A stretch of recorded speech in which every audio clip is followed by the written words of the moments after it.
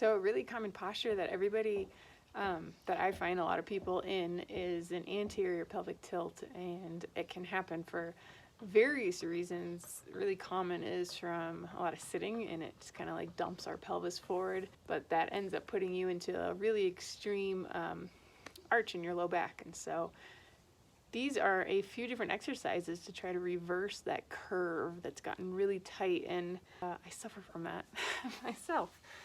So we're going to do some trunk rotations, some knee to chest stretches, but the difference is that we're going to add a little towel roll underneath your back so that you can get a little deeper stretch, and it's going to help to reverse that curve in the low back that's usually this way, and we're trying to kind of flex our spine in the opposite direction.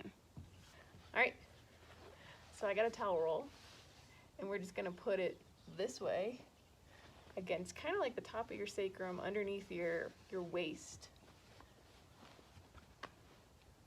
And then you're going to bring in knees to chest, and then kind of fix it wherever you need to where it feels comfortable and actually feels good. And then you can sit here with 2 knees to your chest. And then you can do a little bit of rocking back and forth, which should feel pretty good. And then you can just do 1 knee to chest. Really pull that in, give yourself a big stretch. So it's just helping to get you into flexion where your spine normally struggles to get into flexion. The towel is just kind of lifting you a little bit to help you out.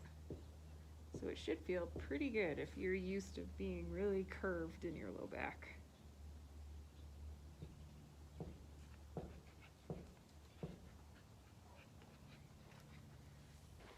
So then the other thing is, for sacral mobilizations, we're going to stick this top roll right under our sacrum. If you don't know what the sacrum is, it's what attaches to your tailbone. Big triangular bone at the base of our spine. Okay, and now you can either start with feet flat and just do some rocking back and forth. This again should feel pretty good. So what you're doing with the sacrum is forcing it to move a little bit, because it's gotten a little sticky and it's not moving on its own. So we're introducing some movement.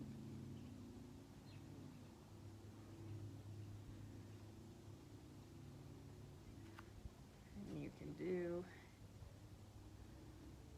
a little stretching at the same time.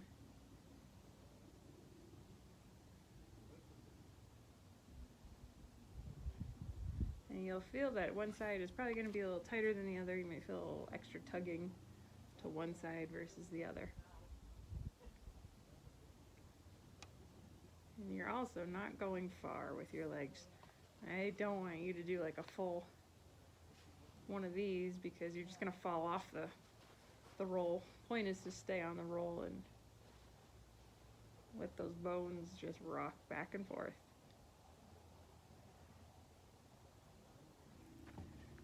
Cat-cow to focus on lumbar spine flexion to get you out of this. So you're really good at this, probably, but we want you to be really good at this. And you can see I'm not very good at it. I'm really good with my thoracic spine, not great down here. It still stays pretty straight. So you're going to do a pelvic tilt. You're going to rotate your pelvis forward. I should say it's going backwards, but these bones are kind of coming up this way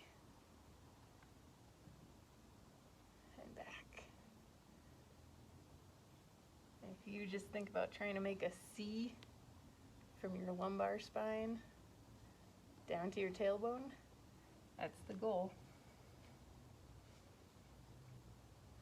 The goal is not to just push through our thoracic spine, right? And that's usually where most people are focusing. And what you're going to focus on is lumbar spine flexion. It should feel pretty good. It should feel like a big stretch right here. Nice. And then the other thing is child's pose. So here's a typical child's pose for somebody who has a big lordotic curve.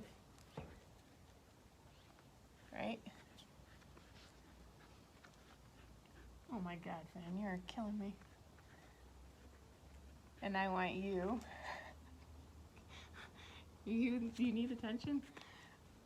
I want you to focus on trying to still get that lumbar flexion as you're going into child's pose. So this way, so it's more of a rocking back. And you should feel a ton of tugging back here. If you're really tight like I am, all those tissues should be getting stretched.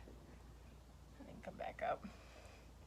And really, since you're good already at thoracic flexion, and it's going to be hard to keep it out of it, but try your best to keep it out. Just pull your shoulder blades down while you pull your tailbone down, instead of letting yourself do this, right?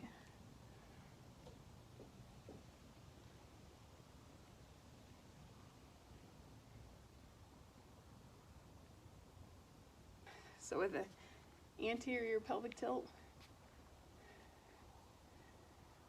when you walk around like that, and that's just kind of how your spine normally goes, you're going to end up looking like that, right? So big curve in your lumbar spine. And my hips, you can see, are forward. And we want them to be more neutral.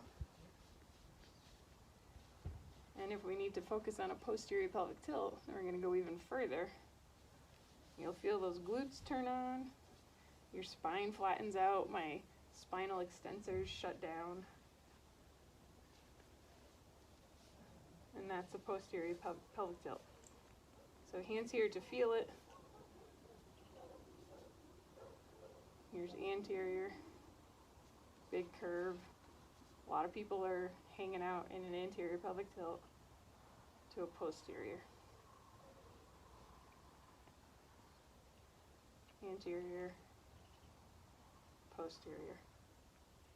And to just get a hip flexor stretch, posterior pelvic tilt is awesome just to get a true hip flexor stretch.